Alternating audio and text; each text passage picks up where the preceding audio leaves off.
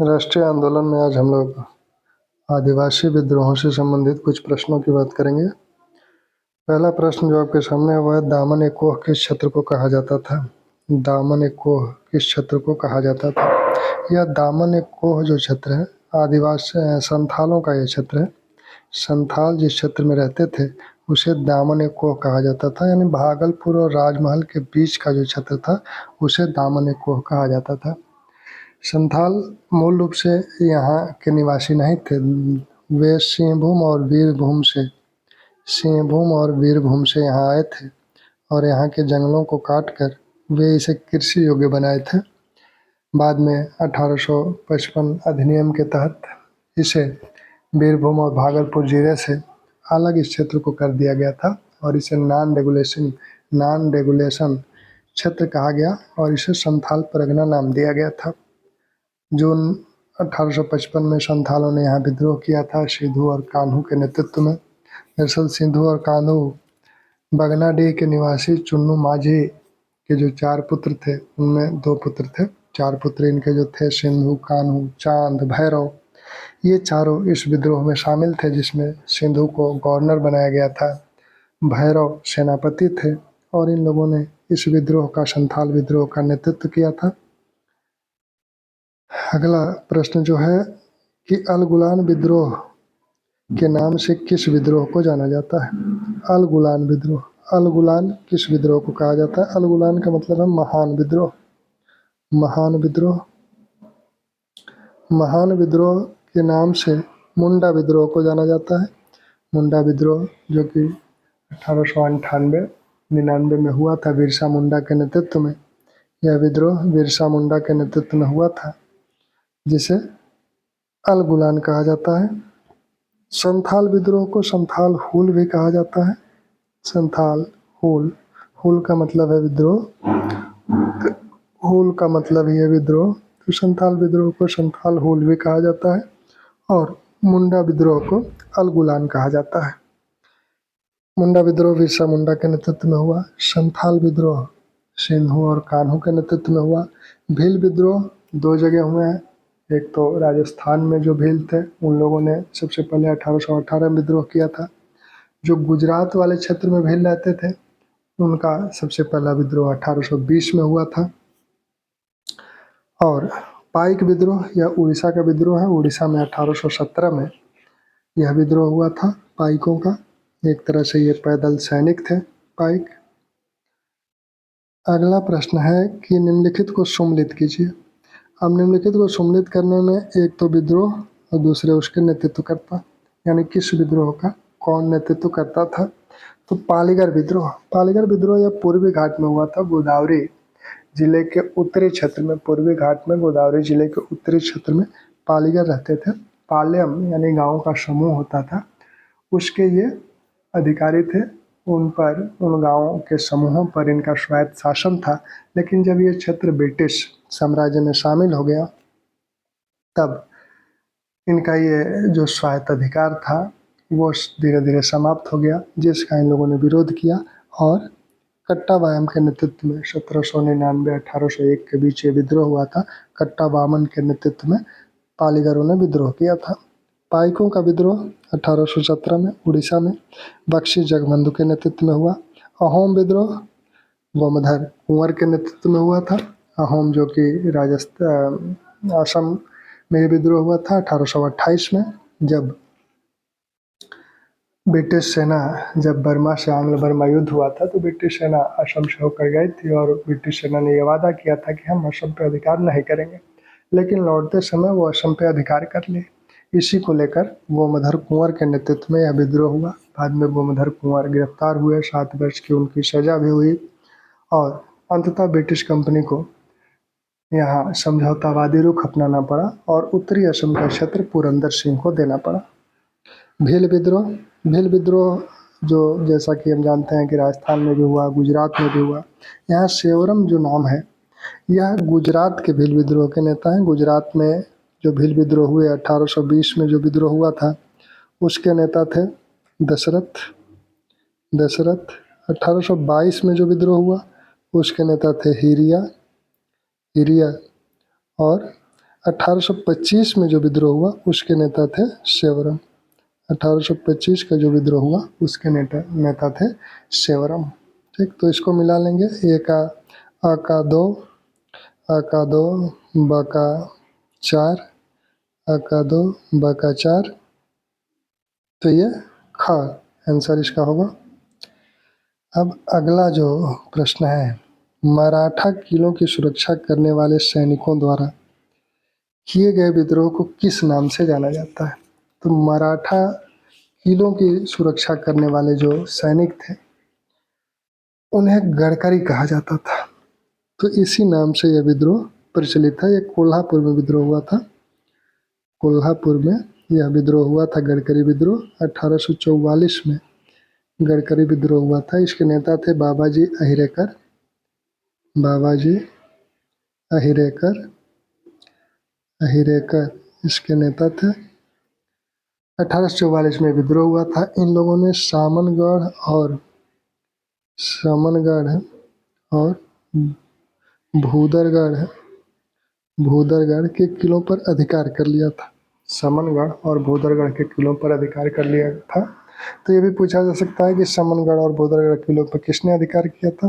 तो गडकरियों ने 1844 के विद्रोह में इन किलों पर अधिकार किया था। ये कोल्हापुर में विद्रोह हुआ था। ठीक, दरअसल जब कोल्हापुर में प्रशासनिक पुनर्गठन हुआ तो इनको जो अनुदान में भूमि दी गई थी, वेतन के बदले जो भूमि आज दी गई थी, वो भूमि इनसे छीनी गई, जिसके विरोध में इन लोगों ने विद्रोह किया था। अगला प्रश्न है कि निम्नलिखित विद्रोहों को काल क्रमानुसार व्यवस्थित कीजिए। यानी सबसे पहले कौन विद्रोह हुआ, उसके बाद कौन सा विद्रोह हुआ था। तो ये जो विद्रोह है, संथाल विद्रोह 1855 में, आप जानते हैं 30 जून 1855 को संथाल विद्रोह हुआ 1855। सन्यासी विद्रोह, यह जो सन्यासी विद्रोह हुआ था 1763 में हुआ था। चुआर विद्रोह 1762 में हुआ और कोल विद्रोह 1831 में हुआ। कोल और कोली दो है। कोली विद्रोह यह गुजरात के कोली है और कोल विद्रोह यह छोटा नागपुर का है। तो कोली विद्रोह 1829 में हुआ था और कोल विद्रोह 1831 में हुआ था। संथाल विद्रोह 1855 में, सन्यासी विद्रोह 1763 में, चुआर विद्रोह 1762 में। जो भूमिज थे उन्हें ही चुआर जंगल महाल जिले में के जो भूमिज आदिवासी थे उन्हें ही अंग्रेज चुआर कहते थे, नीच जाति। तो इसलिए इसे चुआर विद्रोह के नाम से जाना जाता है 1762 में और कोल विद्रोह 1831 में। अगर कृषक विद्रोह और आदिवासी विद्रोह दोनों को सम्मिलित रूप से देखा जाए तो सबसे पहला जो विद्रोह है वो सन्यासी विद्रोह है। सिर्फ जनजातीय विद्रोहों को देखा जाए तो उसमें सबसे पहला विद्रोह चुआर विद्रोह है। ठीक, तो इसको आप मिला लेंगे। अगला प्रश्न है, किस विद्रोह को 1857 का पूर्वगामी विद्रोह माना जाता है? किस विद्रोह को 1857 का पूर्वगामी विद्रोह माना जाता है? तो ये विद्रोह है दीवान बेला टम्पी का। दीवान बेला थम्पी या बेला टम्पी का विद्रोह 1808-9 में यह विद्रोह हुआ था। ट्रावनकोर में यह विद्रोह हुआ था 1808-9 में। ट्रावनकोर में यह विद्रोह हुआ था। ट्रावनकोर के जो महाराजा थे बलराम वर्मा, उनसे ब्रिटिश कंपनी ने 1805 में एक संधि की थी और उस संधि से ये खुश नहीं थे। तब इनके दीवान बेला टम्पी ने विद्रोह किया। इस विद्रोह में उन्हें कोची के दीवान का भी साथ मिला, वहाँ की जनता ने भी इनका साथ दिया। तो इसकी प्रकृति थोड़ी बहुत 1857 विद्रोह जैसी थी, इसलिए इसे 1857 के विद्रोह का पूर्वगामी विद्रोह माना जाता है। बेला टम्पी गिरफ्तार होने से पहले ही आत्महत्या कर लिए, चाकू मार लिए, लेकिन उसके बाद भी ब्रिटिश सेना ने उन्हें फांसी पर लटकाया। ठीक, अगला प्रश्न है, निम्नलिखित में से किस विद्रोह का नेतृत्व एक महिला ने किया था? तो महिला, अब इन सबका नेतृत्व आप जानते हैं। संथाल विद्रोह का नेतृत्व सिन्हू और कान्हू ने किया। सिन्हू और कान्हू जो है ये 4 भाई लोग थे। तो 4 भाइयों में इनके पिता का नाम चुन्नू माझी था, बघन डीह के निवासी थे। सिन्हू, कान्हू, चांद, भैरव। सिन्हू को गवर्नर बनाया गया था, भैरव को सेनापति बनाया गया था। इन चारों भाइयों ने इस विद्रोह का नेतृत्व किया था। कोली विद्रोह, कोली जो है ये गुजरात में ये विद्रोह हुआ था, गुजरात के आदिवासी हैं। 1829 में ये विद्रोह हुआ। किटूर विद्रोह, यह कर्नाटक का क्षेत्र है और किटूर राज्य कर्नाटक में था। यहीं के महाराजा का निधन हो गया था और महारानी ने जो उनकी विधवा थी, उत्तराधिकार की मान्यता उन्हें नहीं मिल रही थी गोद लिए पुत्र को, तब उन्होंने रानी चेन्नम्मा ने विद्रोह कर दिया, जिसे किटूर विद्रोह के नाम से जाना जाता है। तो किटूर के शासक की विधवा रानी चेन्नम्मा ने यह विद्रोह किया था ब्रिटिश कंपनी के विरुद्ध। ठीक, अगला प्रश्न जो है, सिंह बोंगा देवता का दूत किसने स्वयं को घोषित किया था? सिंह बोंगा एक तरह से आदिवासियों के देवता हैं, सूर्य को वो सिंह बोंगा कहते हैं। जो मुंडा विद्रोह के नेता हैं बिरसा मुंडा ने एकेश्वरवाद को अपनाया। विभिन्न देवी देवताओं की जो पूजा वहाँ के आदिवासी करते थे, उन्होंने कहा कि इन सबको छोड़ के आप सिर्फ सिंह बोंगा की पूजा करें। तो एकेश्वरवाद के माध्यम से वो आदिवासियों में एकत्व की भावना भी लाना चाहते थे, इसीलिए उन्होंने सिंह बोंगा की पूजा करने को कहा और कहा कि सिंह बोंगा के आशीर्वाद से मैं किसी भी रोग को ठीक कर सकता हूँ, ऐसा उन्होंने दावा भी किया था। और बिरसा मुंडा 1898-99 में विद्रोह किया। हालांकि उसके पहले भी 1893-94 में भी उन्होंने जो वन विभाग गांव की बंजर भूमियों पर अधिकार कर रहा था उसका विरोध किया था, जिसके कारण उन्हें जेल भी जाना पड़ा। जेल से जब वो छूट के आए, बीच में उन्होंने ईसाई धर्म भी स्वीकार कर लिया था, लेकिन वहाँ भी वो संतुष्ट नहीं हुए थे।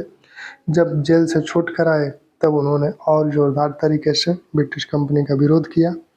उन्होंने कहा था कि दिक्कुओं से अब हमारी लड़ाई होगी। दिक्कू जो शब्द है आदिवासी, इसका प्रयोग बाहरी लोगों के लिए करते थे। उनके क्षेत्रों में, आदिवासी क्षेत्रों में जो लोग बाहर से गए थे, वो जमींदार के रूप में गए थे, व्यापारी के रूप में गए थे, साहूकार के रूप में गए थे, ब्रिटिश अधिकारी या सैनिक के रूप में गए थे, उन सबको सम्मिलित रूप से दिक्कू कहते थे। तो उन्होंने कहा कि दिक्कुओं से अब हमारी लड़ाई होगी और इस लड़ाई में क्या होगा कि दिक्कुओं के खून से ज़मीन लाल होगी, दिक्कुओं के खून से ज़मीन लाल होगी जैसे कि लाल झंडा, ज़मीन लाल होगी जैसा कि लाल झंडा होता है। तो यह कथन बिरसा मुंडा का है। बिरसा मुंडा को 1900 में, फरवरी 1900 में गिरफ्तार कर लिया गया। रांची जेल में उन्हें रखा गया और रांची जेल में उनका हैजा से जून 1900 में उनका निधन हो गया। हैजा से बिरसा मुंडा का निधन हो गया। ठीक, 9वां प्रश्न है कि किस जनजाति के लोगों की जमीन अंग्रेजों ने सिख और मुस्लिमों को दे दी, जिसके कारण इस जनजाति ने विद्रोह किया था? तो ये जो कोल जनजाति है छोटा नागपुर की, तो कोल जनजातियों की जमीन अंग्रेजों ने, जो व्यापारी के रूप में सिख और मुस्लिम गए थे, उन लोगों को इनकी ज़मीनें दे दी गई थी। कोल जनजाति के लोगों की ज़मीनें दे दी गई थी। छोटा नागपुर के क्षेत्र में ये रहते थे, छोटा नागपुर, और इनकी ज़मीनों को सिख और मुस्लिमों को दे दिया गया था। ये व्यापारी के रूप में वहाँ गए थे। इस विद्रोह का नेतृत्व किया बुद्धू भगत, जोया भगत,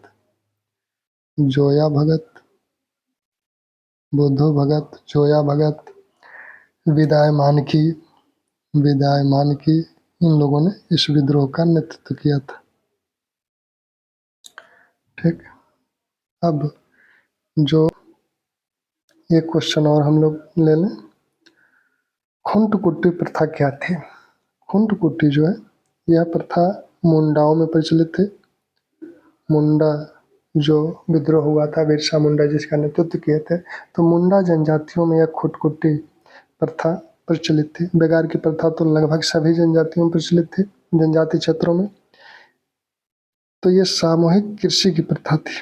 खुंटकुटी प्रथा सामूहिक कृषि की प्रथा थी। जब ब्रिटिश आधिपत्य इन क्षेत्रों पर स्थापित हो गया, तब ब्रिटिश सरकार ने, कंपनी की सरकार ने इस प्रथा को, उस समय तो ब्रिटिश सरकार हो गई थी, कंपनी की सरकार तो 1857 विद्रोह के बाद समाप्त हो गई। 1858 में महारानी ने स्वयं अपने हाथ में शासन ले लिया, तो अब ब्रिटिश सरकार हो गई।